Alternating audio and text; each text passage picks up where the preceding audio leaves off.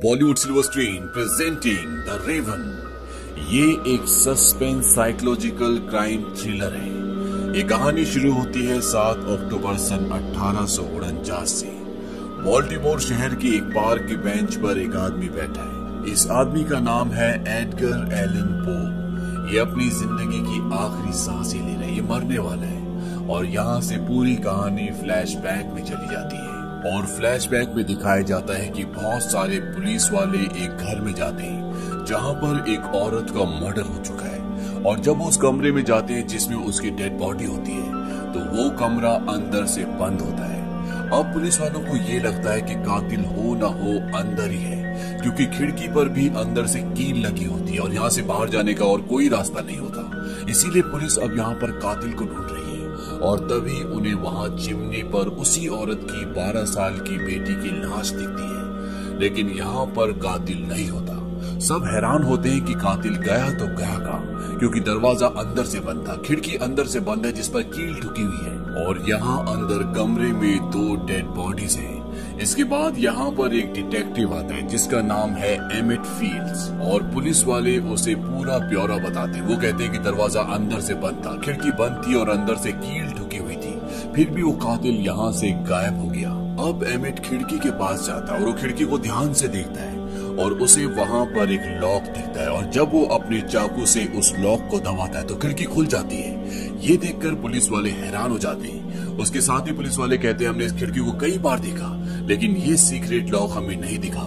Emit बोलता है कि शायद मुझे भी नहीं दिखता, लेकिन मैं इस तरह के जुर्म से, इस तरह के सिचुएशन से पहले से वाकिफ था। वहीं दूसरी तरफ एडगर एलन पो को दिखाया जाता है। ये वही आदमी है जो बाल्टीमोर के पार्क की एक बेंच पर बैठकर अपनी जिंदगी की आखिरी सांसें ले रहा है, जिसके दिमाग के अतीत में ये सारी कहानी चल रही है। ये एक राइटर है जो बहुत सारी मर्डर्स मिस्ट्री लिख चुका है, लेकिन अब इसके पास ना पैसे हैं ना इसके पास काम है। ये अपने एडिटर के पास जाता है और वो बोलता है कि तुमने मेरा रिव्यू नहीं छापा। उसका एडिटर बोलता है कि मुझे खूनी कहानी चाहिए, लोग यही पसंद करते हैं, मुझे तुम्हारा रिव्यू नहीं चाहिए। एडगर कहता है कि मेरे पास अब कहानियां नहीं है, मैं सब कुछ लिख चुका हूँ। एडिटर भी उसे साफ साफ कह देता है कि अगर तुम्हें पैसे चाहिए, काम चाहिए तो तुम्हें अच्छी खूनी कहानियां लेकर आनी होगी।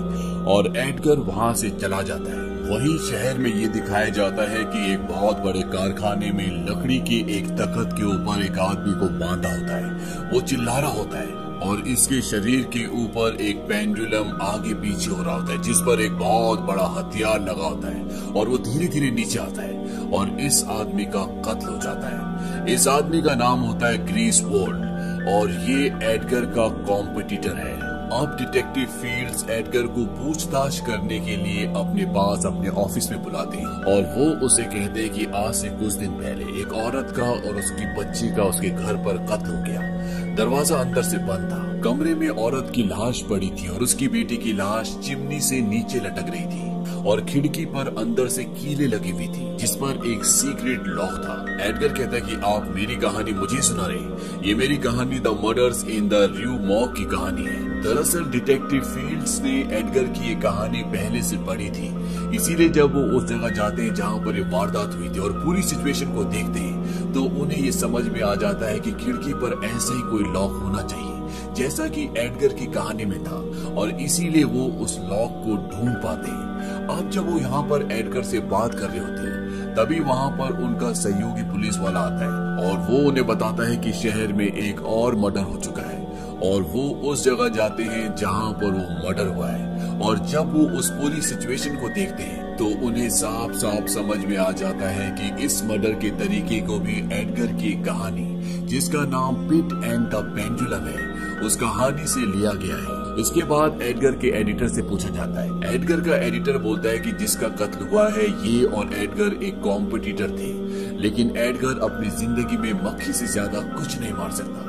अब एडगर को वहां पर बुलाया जाता है और डिटेक्टिव फील्ड्स ये समझ जाते हैं कि जो कातिल है वो एडगर की कहानियां पढ़कर ही खून कर रहा है। डिटेक्टिव फील्ड्स एडगर से पूछते हैं जिस कहानी के तरीके से इस आदमी को मारा गया है उस किताब में और कितनी कहानियां थी। एडगर कहता है कि बहुत सारी और उस किताब का नाम था टेल्स ऑफ रेशियोसिनेशन और इस किताब में जितनी भी कहानियां एडगर ने लिखी थी वो सब की सब मर्डर्स मिस्ट्रीज थी। डिटेक्टिव फील्ड्स एडगर को बताते हैं कि जो भी एक कातिल है वो हमारा मजाक उड़ा रहा है, वो हमें बताना चाहता है कि अगला मर्डर कहाँ होगा, और वो उसे एक मास्क दिखाते हैं। ये मास्क उस डेड बॉडी के चेहरे पे लगा हुआ था जिसे पेंडुलम से मारा गया है। और जब एडगर उस मास्क को देखता है तो वो कहता है the mask of the red death, और ये भी एडगर की एक कहानी होती है। इस मास्क के अंदर एक कोट भी लिखा होता है और वो डिटेक्टिव फील्ड्स को बताता है कि मेरी कहानी में एक किरदार था जिसका नाम था प्रोस्पेरो, जो कि बहुत ही एरोगेंट था। वो एक महफिल सजाता है जहाँ पर सभी भेष बदल कर आते हैं और वहाँ पर मौत भी भेष बदल कर आती है। और इसी तरह की कल रात को एक पार्टी होने वाली है जहाँ पर सभी भेष बदल कर आएंगे, यानी कि मास्क पहन कर आएंगे। और ये पार्टी चार्ल्स हैमिल्टन दे रहे होते हैं। उसे इस पार्टी के बारे में इसलिए पता होता है क्योंकि वो चार्ल्स हैमिल्टन की बेटी एमिली हैमिल्टन से प्यार करता है और वो भी उसे प्यार करती है। हालांकि चार्ल्स हैमिल्टन उसे पसंद नहीं करता। अब डिटेक्टिव फील्ड्स चार्ल्स हैमिल्टन के पास जाते हैं और वो उन्हें शहर में होने वाले खून कत्ल गारत के बारे में बताते हैं। वो कहते हैं कि अगला खून शायद आपकी पार्टी में हो, इसीलिए मैं चाहता हूँ कि मेरे कुछ लोग आपकी पार्टी में शामिल हो जाए ताकि हम उस खूनी उस दरिंदे को पकड़ सकें। चार्ल्स हैमिल्टन उन्हें इजाजत दे देता है और इनकी पार्टी में एडगर भी जाएगा क्योंकि एडगर भी अब इनकी टीम में शामिल है। अब वो दिन आता है जब पार्टी होती है। पार्टी आराम से चल रही होती है, तभी वहाँ पर एक नकाबपोश घोड़े पर बैठकर आ जाता है और चार्ल्स हैमिल्टन को लगता है कि ये वही खूनी है और वो उसे गोली मार देते हैं। लेकिन जब उसका नकाब उतारा जाता है तो वो आदमी कहता है कि मुझे ये संदेश यहाँ पर पहुंचाने के लिए कहा गया था और ये भी कहा था कि चार्ल्स हैमिल्टन का ऑर्डर है कि मैं इस तरह से इस पार्टी में आऊं। और जब चार्ल्स हैमिल्टन उस नोट के फ्रंट में पढ़ते हैं तो उसमें ये लिखा होता है कि तुम्हारी बेटी अब मेरे कब्जे में है, यानी कि चार्ल्स हैमिल्टन की बेटी एमिली हैमिल्टन को उस कातिल ने अगवा कर लिया है जिससे एडगर दिलो जान से प्यार करता है, अपनी सारी जिंदगी उसके साथ बिताना चाहता है। और उस नोट में आगे ये लिखा होता है कि मैं एडगर के साथ एक खेल खेलना चाहता हूँ, उसे दोबारा से कहानियां लिखनी होंगी, इसी तरह की कहानियां, और वो न्यूज़पेपर पर छपेगी। और मैं जब भी किसी का कत्ल करूंगा तो वहां पर एक सुराग छोड़ूंगा जो तुम्हें एमिली तक ले जाएगी। और अगर मुझे कहानी पसंद नहीं आई, उसमें हकीकत और फिक्शन का सही मिश्रण नहीं हुआ, तो भी मैं एमिली को मार दूंगा। और इसके बाद चूहे और बिल्ली का खेल शुरू हो जाता है, यानी कि किसी भी तरह से एडगर को एमिली को बचाना है। यहाँ शहर में एक और खून हो जाता है और इसका भी खून एडगर की कहानी के किरदार की तरह हुआ होता है। इस कहानी का नाम होता है the mystery of Marie Roget. लेकिन इस मर्डर में और कहानी के मर्डर में थोड़ा सा डिफरेंस होता है। कहानी में औरत की डूबकर मृत्यु हुई होती है, लेकिन इस बार कातिल ने इसे पानी में डुबाकर नहीं मारा, बल्कि इसका गला घोट कर मारा है और साथ ही साथ इसके हाथ में खून भी होता है, जबकि कहानी वाले किरदार के हाथों में खून नहीं होता। और जब डिटेक्टिव फील्ड्स इसकी तहकीकात करता है तो उसे पता चलता है कि ये औरत एक थिएटर आर्टिस्ट थी और इसके हाथों में खून नहीं बल्कि रंग लगा हुआ है। और ये दोनों समझ जाते हैं कि अगला खून थिएटर में होने वाला है और एडगर और डिटेक्टिव अब थिएटर में चले जाते हैं। और जब वो वहाँ पर सभी कलाकारों को गिनते हैं तो एक कलाकार उनमें कम होता है और इसके बाद ये वहाँ पर सर्च करना शुरू कर देते हैं। और जब एडगर ऊपर जाता है तो वो खूनी एक बार को उसके सामने आ जाता है, लेकिन वो अंधेरे में होता है इसलिए एडगर उसे देख नहीं सकता। लेकिन इससे पहले कि वो उसे पकड़ता, वो खूनी रस्सी खींचता है जिससे एडगर गिर जाता है और खूनी वहाँ से भाग जाता है। इसके बाद डिटेक्टिव फील्ड्स और एडगर उस जगह की तलाशी लेते हैं और उन्हें एक अलमारी में एक बॉक्स मिलता है जिसमें किसी की कटी हुई जबान होती है, लेकिन उन्हें कुछ भी समझ नहीं आता।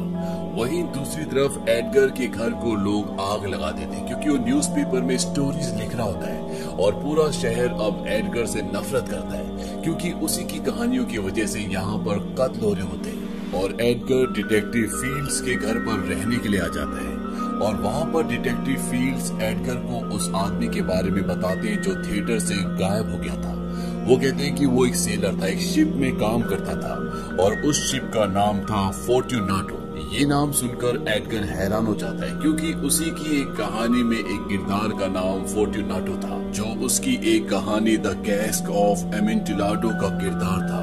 ये कहानी बदले की होती है जिसमें फोर्ट्यूनाटो को शहर के नीचे जो सुरंगें होती है वहाँ पर एक बॉक्स में बंद करके जिंदा चिनवा दिया जाता है। और एडगर कहते हैं कि ऐसी जगह इस शहर में जमीन के नीचे है जहाँ पर पानी की सुरंगें हैं, हमें वहाँ जाकर देखना होगा। और ये पूरी टीम के साथ वहाँ पर पहुँच जाते हैं। और वहाँ पहुँचने के बाद वो देखते हैं कि वहाँ पर एक दीवार जो नई चीनी होती है उसके अंदर एमिली की डेड बॉडी है। लेकिन जब वो उसे ध्यान से देखते हैं तो वो एमिली नहीं होती, बल्कि ये वो थिएटर आर्टिस्ट होता है जो गायब हो चुका होता है और इसे एमिली के कपड़े पहनाकर मारकर दीवार के अंदर चिन दिया होता है। यहाँ पर डिटेक्टिव फील्ड्स को वो कातिल भी दिखता है जिसने ये सब कुछ किया है, लेकिन वो उसकी शक्ल नहीं देख पाते और वो उसका पीछा करते हैं। लेकिन इससे पहले कि वो उसे पकड़ पाते वो कातिल उन्हें यहाँ से चकमा देकर निकल जाता है। अब जब भी इस बॉडी की शिनाख्त करते हैं तो देखते हैं कि इसके मुंह में जबान नहीं होती और जो जबान इन्हें थिएटर में कटी हुई मिली थी वो इसी आदमी की होती है। और साथ ही साथ इस आदमी के मुंह में एक घड़ी भी होती है जो एमिली के पिता चार्ल्स हैमिल्टन की होती है, जो पार्टी के दौरान चोरी हो गई थी। और साथ ही साथ इस आदमी की पीठ पर एक नक्शा भी होता है जो आमतौर पर सेलर अपनी पीठ पर बनवा लेते हैं, लेकिन उसी नक्शे पर एक खास जगह पर निशान होता है। और एडगर समझ जाता है कि ये एक नेविगेशन है, एक जगह की लोकेशन है और वहीं पर एमिली होगी। और ये सब के सब एमिली के डैड के घर जाते हैं और वहाँ पर वो इस लोकेशन को डिकोड करते हैं, क्योंकि घड़ी की सुइयां एक खास पॉइंट पे आके रुकी होती है और उस पॉइंट के हिसाब से और जो उस आदमी की पीठ पर नक्शा था, जहाँ पर निशान था, उसके हिसाब से इन्हें उस लोकेशन का पता चल जाता है जहाँ पर एमिली को होना चाहिए। और ये जगह होती है होली क्रॉस चर्च। और ये सब के सब उस चर्च में पहुंच जाते हैं और जब भी वहां पहुंचते हैं तो वहां पर वो कातिल भी होता है, लेकिन वो यहाँ पर एक पुलिस वाले को मारकर और साथ ही साथ डिटेक्टिव को गोली मारकर जख्मी कर वहां से भाग जाता है। हालांकि एडगर उसका पीछा करता है, लेकिन एक बार फिर से वो इनके हाथ से निकल जाता है। यहाँ चर्च में इन्हें एक कब्र भी दिखती है जिसमें एमिली का नाम लिखा होता है, लेकिन वो कब्र खाली होती है क्योंकि एमिली अभी भी जिंदा है। एडगर को इस बात का बहुत दुख होता है कि उसकी कहानियों की वजह से उसका प्यार एमिली आज उसकी जान खतरे में है और वो ये फैसला करता है कि वो अखबार के लिए आज एक और कहानी लिखेगा। वहीं दूसरी तरफ ये दिखाया जाता है कि एमिली को जिस बक्से में बंद किया होता है वो उस बक्से से बाहर निकलने में कामयाब हो जाती है, लेकिन तब तक वो कातिल वहां पर आ जाता है और वो एमिली को बेहोश कर देता है। यहाँ एडगर अपनी कहानी पूरी लिख चुका है और इस कहानी में वो ये लिखता है कि एमिली की जान के बदले वो अपनी जान दे देगा। वो सुबह जहर खाकर मर जाएगा और जिसके बदले कातिल एमिली को छोड़ देगा। ये कहानी वो प्रेस में छपने के लिए दे देता है। हालांकि यहाँ का जो टाइपराइटर होता है वो मना भी करता है, वो कहता है कि इसमें तुम्हारी कोई गलती नहीं है। और तभी वहाँ पर एडिटर हेनरी आ जाता है और वो हेनरी का गला पकड़ लेता है क्योंकि हेनरी उसे मजबूर करता था कि वो इस तरह की कहानियां लिखे, जबकि एडगर इस तरह की कहानियां नहीं लिखना चाहता था, वो रिव्यू लिखना चाहता था, लेकिन हेनरी उसके रिव्यूज को नहीं छापता था। हेनरी एडगर को कहता है कि तुम पागल हो चुके हो, मैं तुम्हें जेल भिजवा दूंगा, और ये कहकर वो वहाँ से चला जाता है। एडगर अगली सुबह 6 बजे अपने घर पहुँचता है। उसकी मेड उसे न्यूज़पेपर देती है और साथ ही साथ वो कहती है कि आपके लिए एक लेटर भी आया है। ये लेटर उसी कातिल का होता है जिसके लिए उसने रात को कहानी लिखी थी, जिसके पास एमिली है। और इस लेटर में ये लिखा होता है कि हमें तुम्हारी शर्त मंजूर है, यानी कि एमिली के बदले जो खुद को मारना चाहता है वो कातिल ने उसकी शर्त को मंजूर कर लिया है। एडगर मेड से पूछता है कि ये लेटर कब आया था। वो कहती है कि अखबार आने से पहले। एडगर बोलता है कि तुम्हें कैसे पता। वो कहती है क्योंकि ये अखबार के नीचे पड़ा था। एडगर लेटर को ध्यान से देखता है, उसमें पानी की कुछ बूंदें होती हैं और वो अपनी मेड से पूछता है कि रात को बारिश आई थी। वो कहती है कि हाँ, और वो समझ जाता है कि ये लेटर अखबार के आने से पहले आया था क्योंकि अखबार पूरी तरह से सूखा हुआ था, यानी कि अखबार बारिश होने के बाद आया और लेटर उससे पहले आया। इसका मतलब ये है कि अखबार फटने से पहले ही उस कातिल ने इस कहानी को पढ़ लिया था और वो समझ जाता है कि कातिल कोई और नहीं बल्कि न्यूज़पेपर का एडिटर हेनरी है और वो उस जगह पर जाता है। लेकिन जब वो वहाँ पहुँचता है तो वो देखता है कि हेनरी का किसी ने कत्ल कर दिया है और अब सिर्फ एक शख्स बचा है जिसे इस कहानी के बारे में पहले से पता था, और वो होता है यहाँ का टाइपराइटर जिसका नाम है आइवन रेनॉल्ड्स, और वो उसे गन पॉइंट पे ले लेता है। आइवन बताता है कि मैं तुम्हारा बहुत बड़ा फैन था और जब तुमने कहानियां लिखना बंद कर दिया तो इससे मेरा दिल पूरी तरह से टूट गया और मुझे इसीलिए ये रास्ता इख्तियार करना पड़ा। और अब इवान एडगर को जहर पीने के लिए कहता है। एडगर उसे मार नहीं सकता, अगर उसने उसे मार दिया तो वो एमिली को भी हमेशा के लिए खो देगा। इवान एडगर से उसकी गन ले लेता है और उसे जहर पीने के लिए कहता है और एडगर को जहर पीना पड़ता है क्योंकि वो किसी भी हालत में एमिली को बचाना चाहता है। दरअसल इवान रोनाल्ड एक साइको होता है, उसने अपने पिता को भी जहर देकर मारा होता है और एडगर की कहानियां उसके दिमाग पर इस तरह से हावी हो चुकी होती है कि वो इन कहानियों से बाहर निकल ही नहीं पा रहा होता। इवान जाने से पहले एडगर को एक कोट पढ़ के सुनाता है जो उसी की एक कहानी का होता है और ये कोट होता है द टेल टेल हार्ट का। और इस कोट को सुनने के बाद एडगर समझ जाता है कि एमिली यहीं नीचे तहखाने में है क्योंकि उस कहानी में भी ऐसे ही कुछ था और एडगर नीचे तहखाने का रास्ता ढूंढ लेता है और वहां पर उसे एमिली मिल जाती है जो लगभग मरने वाली होती है, लेकिन एडगर उसे बचा लेता है, एडगर उसे बाहर लाता है और कुछ ही देर बाद वहां पर पुलिस वाले, एम्बुलेंस सब आ जाते हैं और वो एमिली को अपने साथ ले जाते हैं, लेकिन वहां पर एडगर नहीं होता।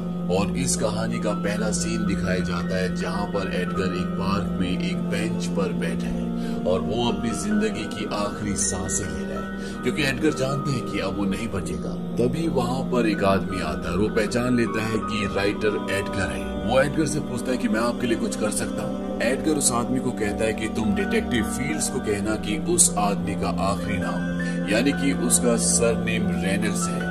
और इसके बाद एडगर की आंखें बंद हो जाती हैं। वो आदमी एडगर को हॉस्पिटल ले आता है और जब डिटेक्टिव फील्ड्स हॉस्पिटल में आता है तब तक एडगर मर चुका होता है, वो इस दुनिया से जा चुका है और डॉक्टर उसे बताते हैं कि मरने से पहले ये सिर्फ एक ही बात कह रहा था कि फील्ड्स का आखिरी नाम रेनल्ड्स है। और फील्ड्स समझ जाता है कि वो क्या कहना चाहता था और फील्ड्स इवान रेनल्ड को जो कि शहर छोड़कर जा रहा होता है उसे ढूंढ लेता है और उसे गोली मारकर उसका खात्मा कर देता है और इस तरह से उस सीरियल किलर का खात्मा हो जाता है। ये फिल्म 2012 में रिलीज हुई थी। IMDb पर इसकी रेटिंग है 6.4। इस फिल्म का बजट था $26 मिलियन और बॉक्स ऑफिस पर इसने कमाई की थी $30 मिलियन की। उम्मीद करते हैं कि ये कहानी आपको पसंद आई होगी।